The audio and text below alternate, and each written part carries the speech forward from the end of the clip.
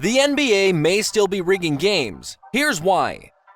Is it possible that the NBA, the world's most popular basketball league, is rigged? The answer might surprise you. Many fans and spectators think that the players compete against each other in every game, and that the competition is fair.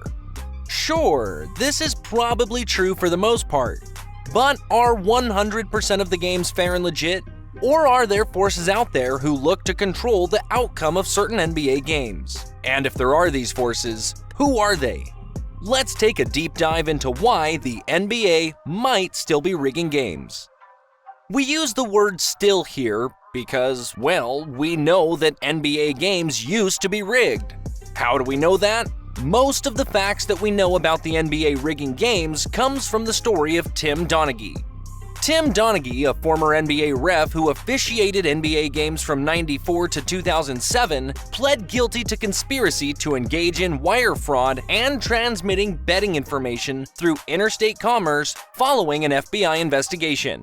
The FBI, who was actually investigating a low-level organized crime mob, stumbled upon Donaghy's communications with this mob. Through these communications, it was clear that Donaghy was sharing inside information about what he knew about NBA games for betting advantages, and he was betting on games that he himself was able to ref and manipulate. The scandal shocked the entire sports world, as it revealed just how corrupt and vulnerable sports can be when people on the inside take advantage of their power. While Donaghy is not innocent by any definition of the word, it should be noted that he has always claimed that he was not the only one taking part in the rigging of games. In his opinion, the NBA themselves are guilty of conspiring to create certain headlines and agendas that benefit the league financially, and the refs are just a way to get these agendas carried out. Since serving his time in prison, Donaghy has been very vocal about his experience with betting on rigged NBA games and how he was so accurate with the predictions he gave the mobsters before his conviction.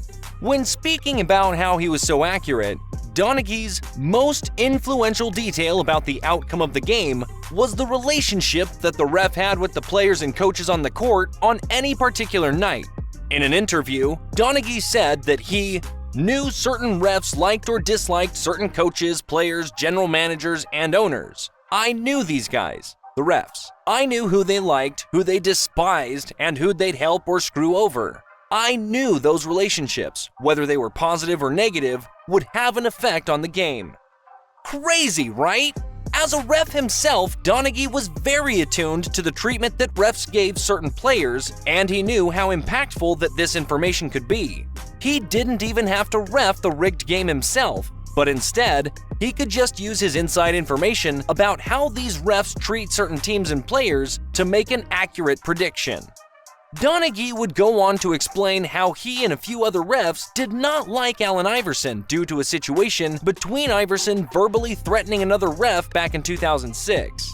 After AI didn't get suspended like this group of refs wanted, the officials took matters into their own hands by punishing Iverson themselves. In a game reffed by Donaghy in January of 2007 between the Utah Jazz and Allen Iverson's Denver Nuggets, Donaghy explained that not just one, but all three refs were against Iverson. In this case, Donaghy advised his mob partners to bet against Iverson's team. As expected, the Nuggets did lose that game, and Donaghy, along with two other refs, helped rig it. Could this still be a problem today? Do certain refs treat certain players, coaches, or teams differently than they do others? Let me know in the comments what you think about this. While betting based off the relationship between ref and player or coach is highly useful when rigging a game, there are additional ways to ensure the outcome of NBA games. Donaghy went on to explain that there is one factor that dictates the outcome of NBA matchups more than anything: money. When it comes to the playoffs, each game that is played is additional revenue for the league and the teams involved. If a series goes 7 games, then the league makes the max amount of money on that series as possible. In addition to the amount of games played, revenue is also heavily influenced by who's actually playing in the games. Big stars in big games make big money. But it's not always easy to get the stars into those big games, unless, of course, the games are rigged to ensure the best possible outcome. Donaghy uses the 2002 Western Conference Finals to support his point that the NBA wants the biggest names in the biggest games. Back in 2002, the Lakers were taking on the Kings in the playoffs, but the Kings were up 3-2, just one win away from the finals. Donaghy claims that the league wanted Shaq, Kobe, and the popular Lakers to get into the finals over the Kings, and he points to Game 6 as evidence of this. In Game 6, what some have called the worst officiated game in history, the Lakers were absolutely gifted the game by the refs. The Lakers had a massive advantage in free throws, as they'd go on to take an astounding 27 free throws in the fourth quarter. This pivotal Game 6 was reffed by Dick Bavetta, a ref that Donaghy said is the self-proclaimed go-to ref for the NBA to get playoff series to 7 games. In the end, the Lakers pulled out the win in Game 6, forcing a Game 7 and generating additional revenue. The Lakers would go on to win Game 7, to sending LA to the finals, creating a much more marketable matchup in the finals than it would have been if the Kings would have made it. While this theory of extending playoff series and reffing in favor of star players might sound far-fetched considering its source, a closer look at the 2016 finals happens to have a few similarities to the 2002 Western Conference Finals. If you remember, the 2016 NBA Finals was the year that LeBron made his infamous comeback from being down 3-1 to win the series. But do you remember what happened in Game 4? If not, let's recap.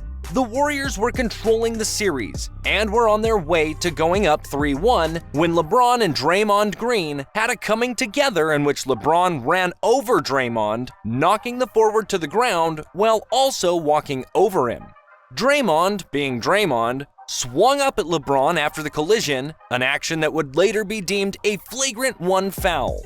While Draymond got a number of flagrant 1 fouls throughout the playoffs, the decision and timing of this one was questionable to say the least. The flagrant foul, which many deemed an unfairly assessed flagrant 1, pushed Draymond over the flagrant limit, resulting in a 1-game suspension which would be served in Game 5.